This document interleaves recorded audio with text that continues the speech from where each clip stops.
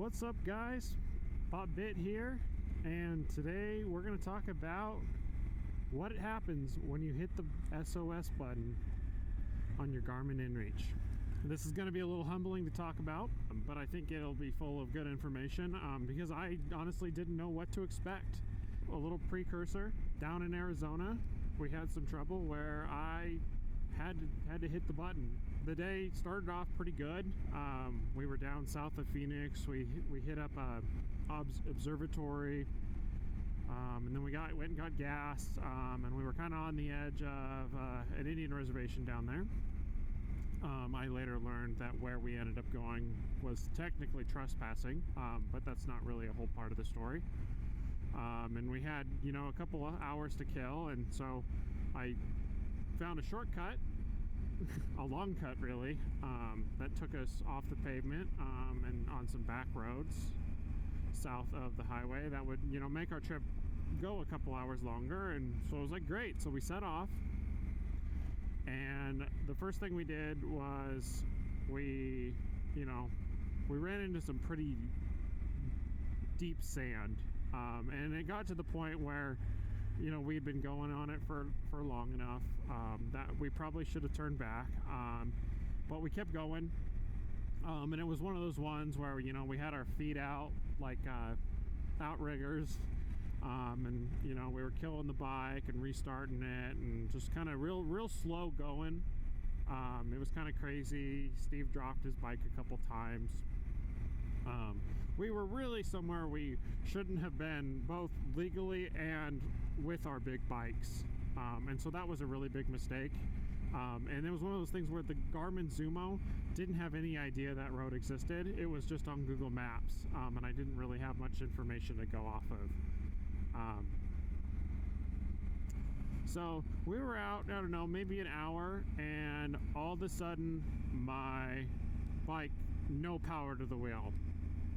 Just no matter what we did, turn traction control off, turn it on, mess with a bunch of settings, it was not going. And we looked that thing over, started pulling some stuff off, and kind of just determined, the clutch was burnt out, which wasn't something we could fix in the field. So Steve tried to tow me for a while to get back, and we could smell his. He was going to end up in the same boat as me, and so we stopped. And eventually, it was starting to get late, and I was like, Steve, I'm stuck here. The bike is stuck here. You need to go just get a tow, get somewhere where you got cell service, and get someone out here to come pick me and the bike up. And it took some convincing. He didn't want to leave me because where we were was pretty close to the border, close enough to the point where the road we were on to get to where we were had these little beacons that were bright blue at night, I learned later, that were for people who, if they had illegally crossed the border and, it was like, say, peak of summer, 120 degrees, they were out of water, desperate for help, could go to those beacons, hit the button, get picked up, and receive the hospital treatment they needed before, the legal ramifications of what they had done took hold on them. Something that, was a humanitarian thing. You don't want just to leave these people stranded out there. They're still people. So then it started to get dark. And I had been using the Garmin to text back and forth. Everybody knew where I was. There was, I wasn't in immediate danger, but then I heard a noise, and it sounded like a person, and I immediately yelled out and scrambled to get my my headlamp for camping on so I could see what the heck was going on. And then, my mind's racing. When was the last time I changed the batteries on this thing? I had no idea. The noise, it froze, but I couldn't see anything. And then I could hear it again rustling in the bushes around me. And I started to get a little freaked out. I couldn't tell what it was. Later they tried to say, it was probably a cow. It didn't sound that big. but I could understand, you know, hearing a cow and then have it just kind of stand there, you know, listening to me in the bushes until it finally eventually wandered off. But I was thoroughly freaked, and I stood there, you know, I could tell what side of the road, whatever it was, went to. I stood with the bike between me and it, with my headlamp on and my hand in my pocket, ready for the worst situation. And I think that's when I truly panicked, and I texted out and said, hey, I am going to hit this SOS button. Something's here. I'm not prepared for the ramifications of what might happen right now, because I was prepared. You know, I was going to be fine, but I was not mentally ready for what worst case scenario might unfold. I didn't want to be a part of that, and it would have been an even bigger headache being on the reservation where, you know, and not only were we trespassing, I don't know what the legality of being as prepared as I was is. And we'll leave it at that. You can probably infer what the heck I'm talking about. So I hit it. You know, it's this there's a little button under this hatch, and it gives you, you know, a couple seconds to like be like, hey, are you sure you can cancel it? I didn't, obviously. And it gets in contact with Garmin, and they text back and forth with you. They are like a dispatch. They are trying to connect, you know, basically an SOS call with your GPS coordinates to the closest law enforcement agency, which happened to be the reservation police. Big ups and shout out to them. On top of that, they also call every single one of your point of contacts that you list on the website. So it was really good that I had been texting with my point of contacts to let them know, so that they didn't get a cold call at 9 o'clock at night when it's dark, not knowing, you know, anything about what's going on, and just, it's, you know, basically a, you know, not a law enforcement agency, but, you know, it's Garmin calls to try to get information. And they ask things like, you know, what was he wearing? What time was he supposed to be back? A bunch of information they would have had no idea. So make sure, if you're going to put people on your point of contact, that they are aware that you've done it, so that they don't freak out. Because I know, had my dad been awake and answered the phone when Garmin called, he would have been loaded up truck and trailer to come get me, which would have been an inappropriate response. But, you know, it's one of those things, you know, it's like my parents used to always say, it's like, don't let the sheriff call us in the middle of the night, because if they do that, our minds are going to instantly go to, you were involved in a crash, you're dead. So that's one thing that they do. So make sure your point of contacts are aware, and if it's one of those things where you do have the ability to text them before you hit SOS, I say do it. So we did that. In the meantime, Steve had made it back and had ran into a Border Patrol officer, and he gave the guy the coordinates. I had him take a picture of my Garmin, which was a great idea because Steve had no idea where I was, so that they could put in the system, you know, that I was out there. And so he did that. They told him basically, well, he could go out and, you know, hit the button and they'd come pick me up. But I wasn't going to walk that mile in as much gear as I was, you know, I wasn't ready to admit defeat yet and do that.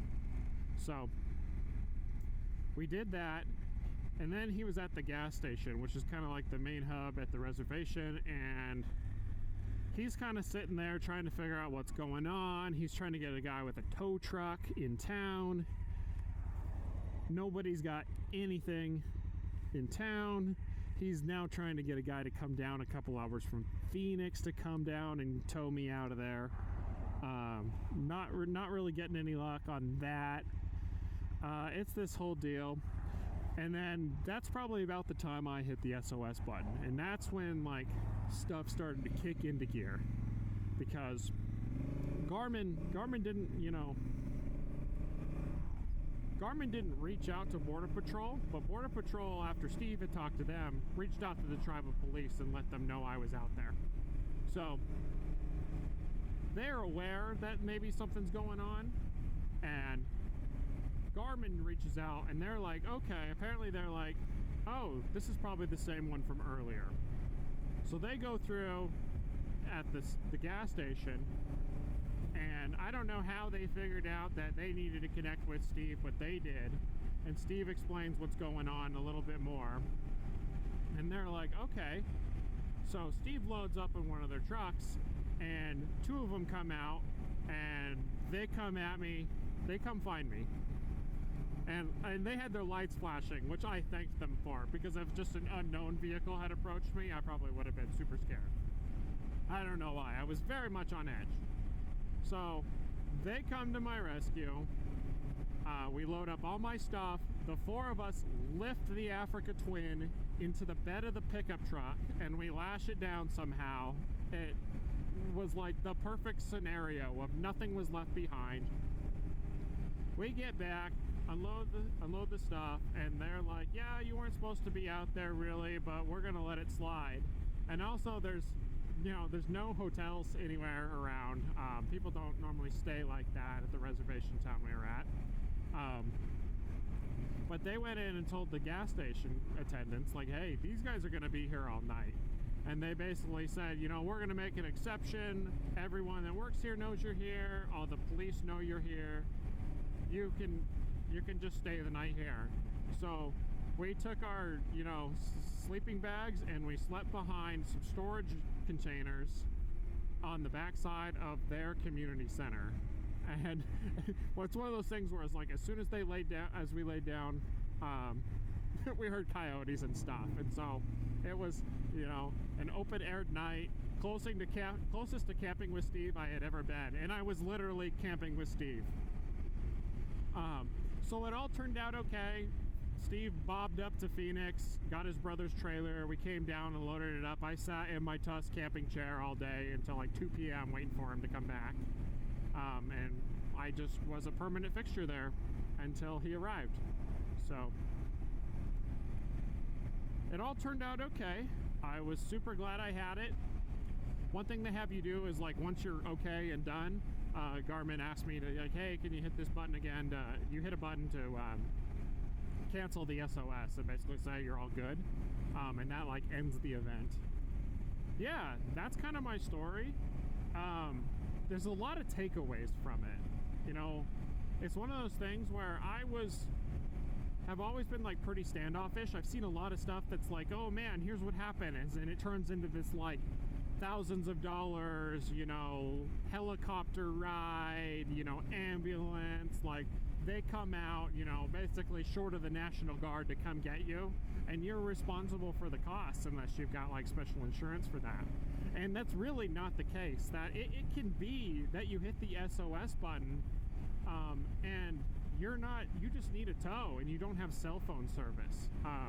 And Garmin can just organize that for you. For stuff like that, like, obviously I would probably go the route of, if I can just use it to text my point of contacts, I would have them organize it. They can do it just as easy as Garmin can. I've done that in the past. But, like, if you're in a bind, you don't have to be scared of hitting that button. It isn't like the end-all be-all, admission of defeat. You shouldn't feel shameful about it. It is just another tool in your tool belt that you have. It's not the equivalent of dialing 911. Is really what I would say. If there's any takeaway from this video of how you should feel about that button, it is not the same as hitting 911, and so you shouldn't be scared to do it. It's one of those things where if I had been thinking about it at the time, it totally would have been cool to, bust out the GoPro and, like, film the whole process, both on the Garmin and what showed up as far as messages on my phone. But obviously that was not something I was thinking about at the time. I was scared. I did not know what was going on. I was very close to the border. There was noises. And luckily it all ended up okay. And I was very, very happy with everything. Want to give another huge shout out to the tribal police down there. Their response was amazing, and the fact that we got the bike loaded up and didn't have to worry about a tow out of the sand pit was freaking amazing. So I could not, besides the breakdown, it could not have gone smoother, I'll say that. So yeah, anyways, I hope this story was interesting and informative for you. It was something, you know, I don't know anybody that had hit the button before me, so I just wanted to share what happened and kind of how it all went down. So anyways, if you like my motorcycle content, like, comment, subscribe. It helps me out around here, and I'll catch you in the next one. Peace.